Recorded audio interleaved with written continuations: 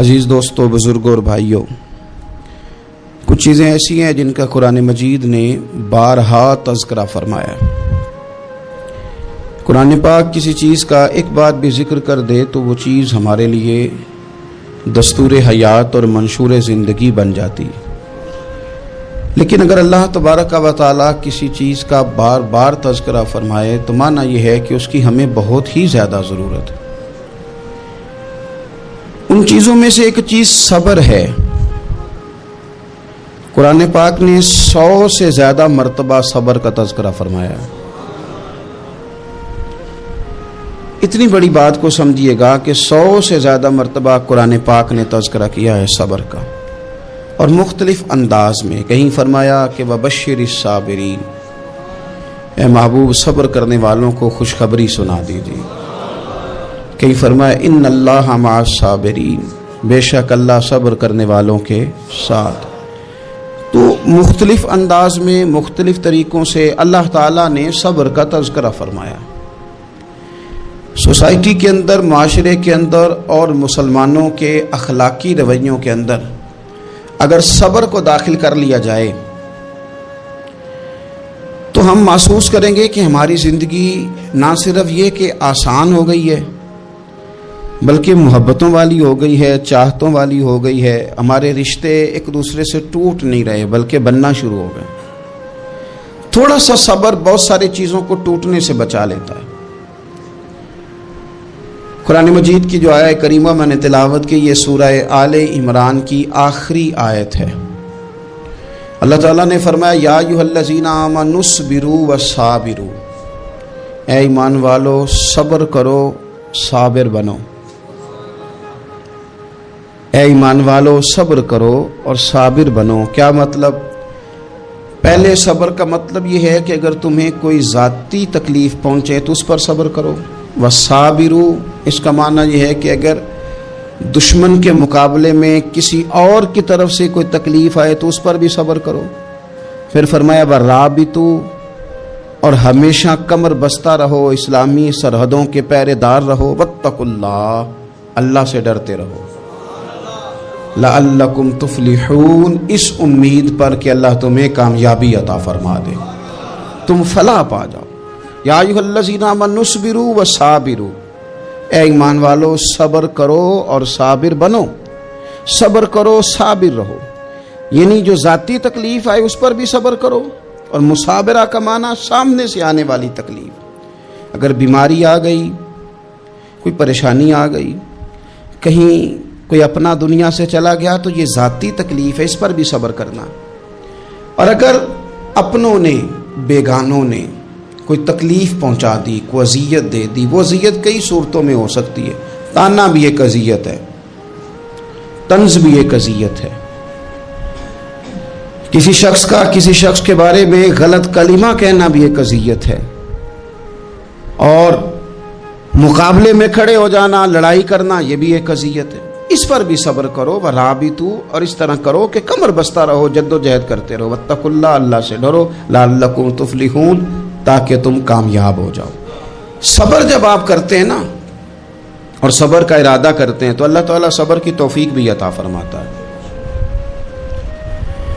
ہم نے یہ دیکھا ہے کہ ہمارے پاس نعمتوں کی کمی نہیں، ہمارے فریزر خوراک سے بھرے ہوئے ہیں، ہمارے دسترخوانوں پہ انواع و اقسام کی چیزیں چنی ہوئی ہیں، ہماری الماریوں میں کئی ہمارے لباس تیار شدہ لٹکے ہوئے ہیں، ہماری جیبوں میں ہماری ضرورت کا سرمایہ اللہ نے ہمیں دے دیا ہے۔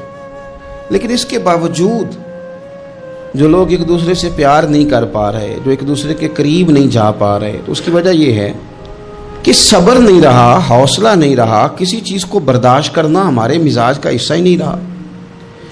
اور پھر چونکہ امت مسلمہ نے انقلاب برپا کرنا تھا، دنیا کو پیغام حق دینا تھا، اگر ان کے اندر حوصلہ ہی نہیں ہوگا، اگر انہیں صبر ہی نہیں کرنا آئے گا، استقامت ہی نہیں ہوگی، کہیں رکنا ہی نہیں آئے گا، تو یہ میدانوں کو سر کیسے کریں گے؟ کامیابیاں کیسے ان کا مقدر بنے گی؟ رمضان المبارک میں بھی ماحول یہ ہو کہ افطاری سے 1 گھنٹہ پہلے نظر پوری ٹک جائے گھڑی پہ، اور تھوڑا سا بھی صبر مشکل ہو۔ اور رمضان المبارک میں سحری کے وقت میں اگر دہی والی دکان پہ بھی جھگڑا ہی ہو رہا ہو اور شام کو سامان خریدنے میں بھی اگر بحث ہی ہو رہی ہو، تکرار ہو، جھگڑا ہو، تو پھر سیکھا کیا؟ پھر وہ جو ہمیں تربیت دی جا رہی تھی کہ ہم نے صبر کرنا ہے، تو پھر ہم نے اس میں حاصل کیا کیا؟ حدیث پاک سنیں گے، آپ کی طبیعت بڑی ٹھنڈی ہوگی۔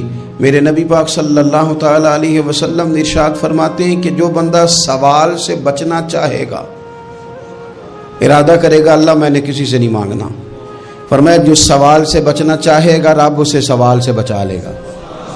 اور جو لوگوں سے بے نیاز ہونا چاہے گا، کہے گا یا اللہ مجھے دنیا داروں کا محتاج نہ بنا، اپنی بارگاہ سے عطا فرما۔ جو لوگوں سے بے نیاز ہونا چاہے گا اللہ لوگوں سے بے نیاز کر دے گا۔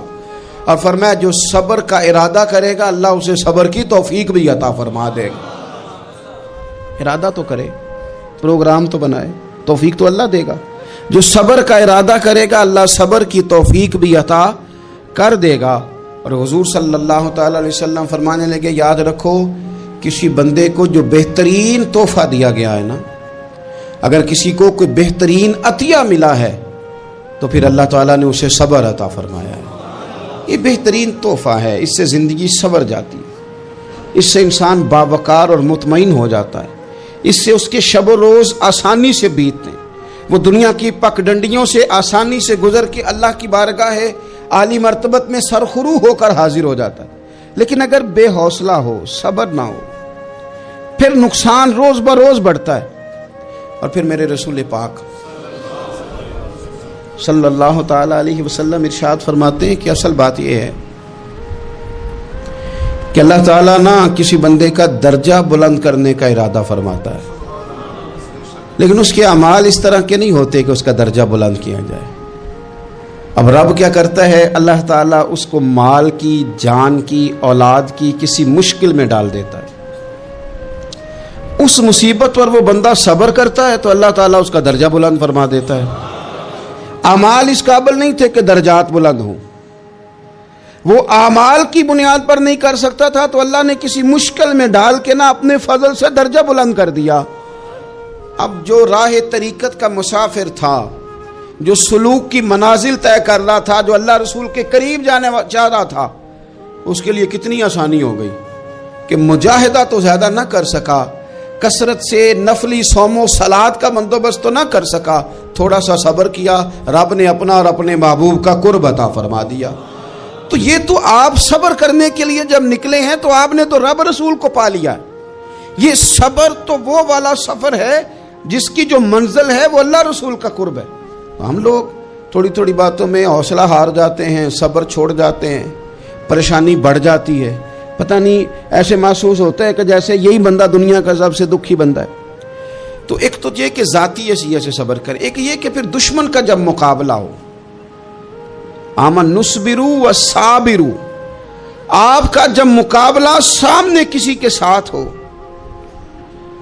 تو پھر تیر، تلواریں، اسلحہ، بندوقیں یہ نہیں زیادہ لڑتی، میدانوں میں حوصلے لڑتے ہیں، میدانوں میں صبر لڑتا ہے، میدانوں کے اندر توانائیاں لڑتی ہیں۔ میدان کربلا کے اندر کوئی مقابلہ نہیں تھا تیر کا تیر کے ساتھ، تلوار کا تلوار کے ساتھ کوئی مقابلہ نہیں تھا۔ میدان کربلا کے اندر ظلم کا صبر سے مقابلہ تھا۔ فتح کے ڈنکے یزید نے بجائے تھے، جشن ابن زیاد نے منایا تھا، لیکن قیامت تک اللہ نے جو فتح عطا فرمائی ہے تو وہ حسین ابن علی کے صبر کو عطا فرمائی، وہ سیدنا امام علی مقام کے صبر کو ملی۔ عزیز بھائی، صبر ہی ہمیشہ فاتح ہوتا ہے، صبر ہی جیتا کرتا ہے، صبر ہی کامیابیاں دیتا ہے، نتیجے صبر کے نکلتے ہیں، صبر کے حوصلے کے نتیجے ہوتے ہیں۔ ہماری جلد بازی ہمیں شکست خوردہ کر دے گی، ہمارا حوصلہ نہ ہونا ہمیں ہرا دے گا، ہم کمزور پڑ جائیں گے اگر ہم بے حوصلہ ہو جائیں گے۔ سنو، میرے نبی پاک علیہ السلام نے تربیت کی، حضور اپنی امت کو درس دیتے ہیں، حضور فرماتے ہیں پہلے تو کوشش ہی نہ کرو کہ تمہاری دشمن سے لڑائی ہو، اس چکر میں ہی نہ پڑو کہ لڑائی ہو۔ مسلمان امن والے ہیں، یہ پرامن لوگ ہیں، یہ امن پسند ہیں، یہ داعیے امن ہیں، یہ معاشرے میں مومن ہونا امن کی علامت ہے۔ فرمایا پہلے تو یہ پروگرام ہی نہ بناؤ کہ تمہاری لڑائی ہو، اور فرمایا پھر اگر ہو جائے نا تو پھر صبر کے ساتھ مقابلہ کرو، پھر ڈٹ کے مقابلہ کرو، اور پھر یاد رکھو کہ یہ جو جنت ہے یہ تلواروں کے سائے میں ہے، جنت تلواروں کے سائے میں تمہیں ملے گی۔ پھر ڈٹنا سیکھو۔ پہلے تو بات یہ کہ تم یہ ارادہ ہی نہ کرو لڑائی، اور اگر کبھی ہو جائے وہ لوگوں کو بتاؤ کہ ہیں ہم پرامن لوگ، پر دین کے لیے کھڑا ہونا ہو تو پھر ہم سے زیادہ کسی کو کھڑا بھی نہیں ہونا آتا، پھر ہم سے زیادہ کسی کے پاس طاقت بھی نہیں۔ حضرت مولا علی شیر خدا رضی اللہ تعالیٰ عنہ کے زمانے میں کفر کے ساتھ ایک جنگ ہو رہی تھی، تو کافروں نے نا جاسوس بھیجے کہ یار پتہ تو کرو مسلمانوں کی تیاری کس طرح کی ہے۔ تو جاسوس واپس جا کے کہنے لگا سمجھ کوئی نہیں آئی ان کی، وہ تو راہب قسم کے لوگ ہیں، صوفی قسم کے لوگ ہیں، وہ تو کٹے ہوئے دنیا سے، مسلوں پہ بیٹھ جاتے ہیں، رات کو تو لگتا ہے دنیا سے تعلق ہی کوئی نہیں، لیکن سویرے اٹھ کے میدان میں تلوار لے کے نکلتے ہیں تو لگتا ہے ان سے بڑا مجاہد ہی کوئی نہیں۔ یہ عجیب لوگ ہیں کہ رات کو مسلح پہ بیٹھے تو لگتا ہے کٹ گئے دنیا، یہ صوفی لوگ ہیں، درویش ہیں۔ یہی مسلمان کی شان ہے، ہو ہلکا یاراں تو برے شم کی طرح نرم، رزم حق و باطل ہو تو فولاد ہے مومن، ادھر آ ستمگر ہنر آزمائے تو تیر آزما، ہم جگر آزمائے۔ ہم تجھے اپنا حوصلہ بتاتے ہیں کتنا، دیکھ ہمارے حوصلے سے ٹکرا کے دیکھ یہ کتنا طاقتور اور مضبوط ہے۔ تو عزیز بھائی، اگر زندگی میں آپ کو صبر کرنا آ گیا، میں بڑے دنوں سے یہ عنوانات بیان کر رہا ہوں، اور آج تو خصوصی طور پر رمضان شریف کے اس جمعے میں میں اپیل کرنا چاہتا ہوں آپ سے کہ کمزور باتیں کرنی چھوڑ دیں، مایوسی کے جملے اپنی زندگی سے نکال دیں۔ ہم مسلمان ہیں، آپ بیمار ہو گئے ہیں تو یہ بھی خدا کا فضل ہے، گناہ معاف ہوں گے۔ اگر اللہ تعالیٰ نے فقیر بنا دیا، غریبی آ گئی ہے تو یہ بھی فضل ہے، امیروں سے پہلے جنت میں جائیں گے۔ اگر اللہ تبارک و تعالیٰ نے کسی جگہ آپ کو مکان نہیں دیا اور دوسرے کو دے دیا ہے تو آپ وہ لوگ ہیں جو عظیم سنت ادا کر رہے ہیں سیدنا بلال حبشی کی۔ اگر کسی جگہ کوئی کمزوری آ گئی ہے، کوئی پیچھے رہ گئے ہیں تو یہ خدا کا فضل ہے۔ اللہ تعالیٰ نے چاہا ہمارے لیے جو فیصلہ تو ہم اس پہ راضی ہیں، لیکن اپنی زندگی میں اور شکوے اتنے بڑھا لیے، ہم نے اتنے بڑھا لیے کہ لوگوں سے شکوے کرتے کرتے رب رسول سے بھی شروع کر دیے۔ غلام بھی کبھی شکوہ کرتا ہے، آقا کا بھی شکوہ ہوتا ہے، بندہ بھی کبھی شکوہ کرتا ہے، رب کا بھی شکوہ ہوتا ہے، یہ بھی کبھی ہوتا ہے۔ آپ نہ مانے پر یہ شکوہ ہے کہ میں بڑے ڈاکٹروں کے پاس گیا ہوں آرام نہیں آیا، نہ مانے پر یہ شکوہ ہے میں نے کبھی کسی کو ستایا تو نہیں پر میرے حالات نہیں ٹھیک ہوتے۔ آپ نہ مانے پر یہ شکوہ ہے کہ فلانے کے پاس دولت زیادہ ہے، اس نے پتہ نہیں وہ آگے نکل گیا اور میں پیچھے رہ گیا، نہ مانے پر یہ شکوہ ہے۔ کس سے کر رہے ہو؟ رب رسول سے؟ او آس بولے تے او دی مہربانی اساں تے لاڑ ہی لڑاونے نے۔ کس سے شکوہ کر رہے ہو؟ خدا کے بندو، غلام غلامی کرتے ہیں تو شکوے کرتے ہیں کوئی؟ حضرت ام سلمہ رضی اللہ تعالیٰ عنہ، شوہر کا نام ہے ابو سلمہ، بیٹے کا نام ہے سلمہ، کہتی ہیں میں، میرا شوہر، میرا بیٹا، تینوں، چھوٹا بیٹا میرا، ہم نکلے مکہ مکرمہ سے مدینہ طیبہ جانے کے لیے۔ ایک کی بیٹا ہے، خاندان جمع ہے، شوہر کی گود میں بیٹا، اونٹ کے پیچھے میں۔ فرماتی ہیں مدینے کی سرحد آ گئی تو میرے میکے والے آ گئے، کہنے لگے ابو سلمہ نہیں لے جانے دیں گے مدینے اپنی بیٹی کو۔ میں نے کہا میں مسلمان ہوں، میں تو اپنے شوہر کے ساتھ مدینے جاؤں گی۔ انہوں نے کہا نہیں جا سکتے، تو نے جانا ہے تو جا، ہماری بیٹی نہیں جائے گی۔ زبردستی مجھ سے انہوں نے مجھے میرے شوہر سے الگ کیا۔ کہتی ہیں پھر میرے شوہر کے قبیلے والے آ گئے، وہ کہنے لگے اگر تم اپنی بیٹی کو نہیں نہ جانے دیتے تو یہ جو ہمارا پوتا ہے یہ ہماری نسل ہے، تمہارا نہیں، اسے ہم نہیں جانے دیں گے۔ وہ بچہ اپنی طرف کھینچتے تھے، میں اپنی طرف کھینچتی تھی، مدینے کی سرحد پہ۔ یہ جھگڑا زمین کے لیے نہیں ہو رہا، مکان کے لیے نہیں ہو رہا، حضور کے مدینے جانے کے لیے ہو رہا، حضور کے مدینے جانے کے لیے ہو رہا، مدینے جانے کے لیے ہو رہا۔ لنگ کئی مہینے تے برس گئے تے تیری دید نو دیدے ہی ترس گئے۔ انہوں نے بچہ کھینچا، میں نے اپنی طرف کھینچا، میرے بچے کا بازو اتر گیا۔ فرماتی ہیں میرے شوہر مدینے چلے گئے، बेटा मेरा मेरे ससुराल वाले ले गए, मुझे मेके वाले ले गए। आज भी कुछ सियाने बंदे कहते हैं इसको निकाल दो और बच्चे छीन लो। उनका भी ख्याल था कि बेटा ले जाएंगे ना तो अबू सलमा भी मदीने से वापस आ जाएगा, ये भी वापस आ जाएगी। ओ यार, इतना बड़ा भी जालिम कोई नहीं होगा जो माँ बाप से बच्चे जुदा करे। फरमाती हैं कि वो ले गए छीन के, मैं मेके चली गई। लोग रोटी खाते थे, मेरे हलक से नहीं गुजरती थी। ज़माना सोया करता था, मैं सो नहीं पाती थी। बेटा कहाँ, शौहर कहाँ, मैं कहाँ। उम्मे सलमा कितनी देर तकलीफ़ काटी। जनाब उम्मे सलमा कहने लगी, लोगों 1-2 दिन नहीं, पूरा साल बीत गया, पूरा साल। पर जे सोना ही मेरे दुख विच राजी, जे सोना ही मारो मारो मैनू मार मुकाओ, मैं कोई उज़र ना पेश ले आवा, और जे सोना ही मेरे दुख विच राजी, फिर सुख नू चुल्हे डावा। फरमाया साल बीत गया, लोग सुबह उठ के काम काज पे लग जाते, कपड़े बदलते, ड्यूटियां करते, और मैं सवेरे उठ के उस जगह आ जाती जहां मेरा शौहर और मेरा बेटा बिछड़ा था। मैं सारा दिन रोती, आहुजारी करती, हुजूर के मदीने की तरफ मुंह करके मैं तड़पती। साल बीत गया, साल, एक हफ्ता नहीं निकलता बच्चों के बगैर। बड़े बड़े सियाने लोग परदेश जाते हैं तो बच्चों की फोटो देख देख के रोते हैं, लेकिन कहती है माँ थी, बेटा बिछड़ा और फिर बेटा बीमार हो और माँ से जुदा हो, कितनी तकलीफ का मंजर है। आप फरमाती हैं कि 1 साल बीत गया और मैंने किसी की मिन्नत नहीं की, मैंने कोई शिकवा नहीं किया, इसलिए कि जिस हाल में रब रसूल रखे। ये हौसला, ये सब्र, ये तवानाई। 1 साल के बाद मेरे चचा का बेटा मेरे पास से गुजरा, तड़पते देख कर कहने लगा, मेरी बहन तू सारा दिन रोती रहती है।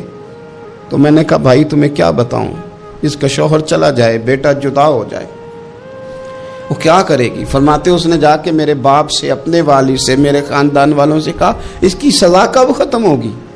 इस गरीबनी का कसूर ये है कि ये मदीने वाले का कलमा पढ़ती है, इसकी गलती ये है कि ये मुसलमान हो गई है, दीन हक कबूल कर लिया, क्यों नहीं तुम ख्याल करते।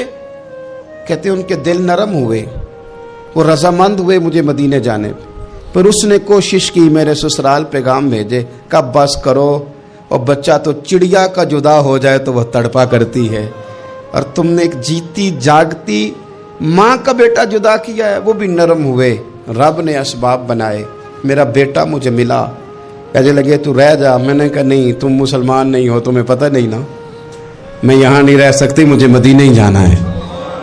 अकेली इतना सफर, जंगलों का रास्ता, पहाड़ी रास्ता तय कर लोगी। मैंने कहा मैं कर लूंगी। जिन्हों वेख के ठर दियां अखियां ने तो जिन्हों वेख के ठर दा सीना है। रब्बा तेरी सारी खुदाई च एक ही ते शहर मदीना है। कहती मैं ऊँट पे बैठी, बेटा मैंने गोद में बिठा लिया, मैं सफ़र करने लगी, पर दिल में खटका था कि इतना लंबा सफ़र, बेटा छोटा है, कैसे करूँगी। कहते मुझे उस्मान बिन तला मिल गए, कहने लगे कहाँ जा रही हो बहन। मैंने कहा मदीने। कहने ये अकेले जाओगी। मैंने कहा जाना तो है ना, कोई साथ चले न चले पर शहर रसूल तो जाना है ना। आप फरमाती हैं मैंने उस्मान बिन तलहा से नेक बंदा कोई नहीं देखा, मेरे ऊँट की लगाम थाम ली। जब मुझे ऊँट पे बिठाते थे ना, ऊँट बिठा के चले जाते थे, मैं बैठ जाती थी तो आके लगाम थामते थे। जब कहीं मुझे उतारते थे तो ऊँट बिठा के चले जाते थे, मैं उतर जाती थी तो ऊँट को बांधते थे। सोना होता था तो ऊँट बिठा देते, मैं उतर जाती, वो दूर जाके लेट जाते। फरमाती थी फिर मेरे लिए मेरे रब ने असबाब पैदा किए और मैं मदीना पहुंची, मैं शौहर से मिली, और लोगों मेरे नसीब देखो, मैं रहने कहाँ लगी, हुजूर के मदीने में, शहर रसूल में, शहर रह पाए नजर होश में आ, ये कुव्वे नबी है। मैं हुजूर के हरम की जमीन और कदम रख के चलना, अरे सर का मौका है ओ जाने वाले, मदीने के खित्ते खुदा तुझको रखे, गरीबों फकीरों के ठहराने वाले।